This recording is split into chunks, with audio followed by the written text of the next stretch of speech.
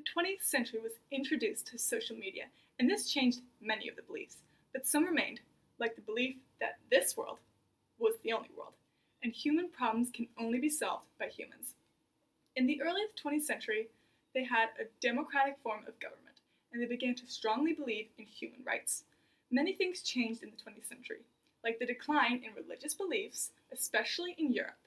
People began to believe what they see on social media. In this case, social media consisted of bulletin boards and the newspapers.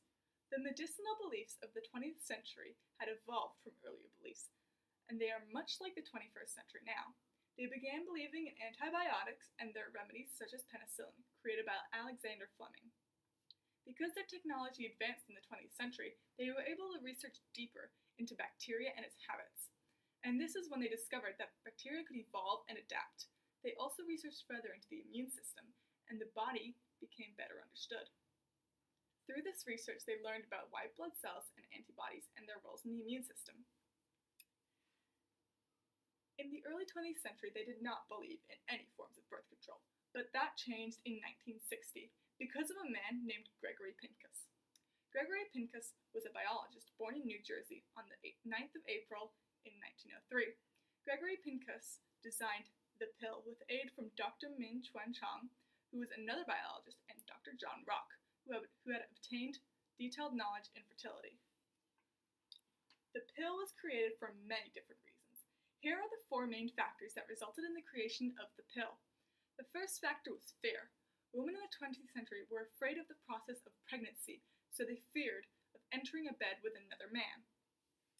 The other three factors linked to the first factor of fear. Women feared the pain. The pain is the second factor. Women didn't want to go through the physical pain of pregnancy, and they didn't want to go through the emotional pain of an abortion. The third factor is shame.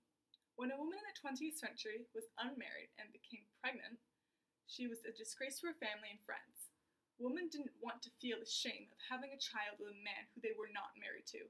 The fourth factor was choice. Women hated it that they only had two choices, either not commit the acts of sex or becoming pregnant. They also had the choice of abortion, but it was uncommon in the 20th century because they did not have a lot of doctors who were skilled in this area, and they didn't have a lot of hospitals that aided in the process. All of you guys are going to be curious about how that birth pill works inside of your body when you heard of a word birth pill. Gregory, who is the inventor of the birth pill, tested rabbits, rats, and so as humans too. By his enormous effort, he found that progesterone stops ovulation, which will prevent pregnancy. And nowadays, birth pill has invented. First of all, to understand how birth pills work, we'll have to know how a woman becomes pregnant. Basically, male sperm fertilizes a female's egg and ovary releases an egg. When sperm meets egg, which can be moved through inside a vagina, is called fertilization. After fertilization finishes, the fertilized eggs stick to the lining of the uterus and pregnancy begins. But birth pill will prevent your pregnancy before you even start ovulation. By so this birth pill will prevent at this very first point of pregnancy. Most birth pills are a mixture of hormones, estrogen, also known as female sex hormones, and refers to all of other chemically similar hormones in the group of woman's body, and progesterone that has a role in maintaining pregnancy to prevent ovulation. Estrogen will support uterine lining to prevent breakthrough in the middle point. To be more specific, the control pills control the ovaries, place the female reproductive cells are produced, and uterus, where a female reproductive system that is responsible for the development of the embryo and fetus during the pregnancy.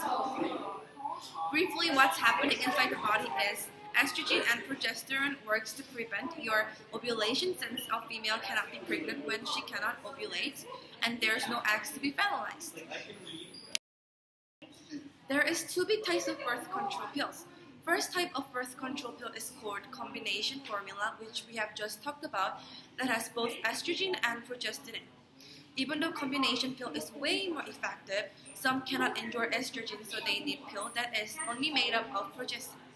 Progestin-only birth pill is available in intramuscular shots, on implant and intrauterine devices. If you forgot to take your birth pill, it will suddenly start to change the level of hormones are out of your body, which gives women chance of ovulation and getting pregnant. So you have to choose a time that you can remember every day. Now I'm going to talk about some social changes brought by birth control. Basically, birth control is how you prevent the pregnancy before it begins. However, is birth control good for the society? The answer is yes.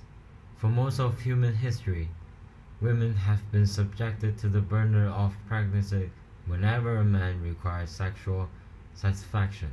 This inferiority in the freedom of women has always been prevalent. Before the birth control was published, women would often refuse to do some sexual activity except with a man who promised to marry if she were to get pregnant. Things started to change. From 1873 to 1960, birth control was illegal in most of the country, but there was a woman named Margaret Sanger who first created a magic pill to control the contraception in 1912. But she was arrested in 1960 because she opened the country's first birth control clinic, which was illegal. In 1921, she created the American Birth Control League, which would later become Planned Parenthood Federation. She said, "I made this my life's mission to bring safe, effective birth control to the women. But it is inconvenient to go to the birth control league every time before pregnancy." So, 30 years later, Sanger met a scientist who named Gregory Pincus. He will help Sanger with the birth control pill project. In the same year, scientists extract progestin from a yam in Mexico City lab. Then, scientist Pincus published the world's first birth control pill. After that, the status of women in society is gradually increased. Since the introduction of contraceptives, women have gradually received greater civil rights. When birth control was introduced, women could now choose whether they want to get pregnant or not. This gave them unprecedented autonomy and also helped the female civil rights movement grow. Birth control means women could have their sexuality like never before. They don't need to worry about pregnancy at all.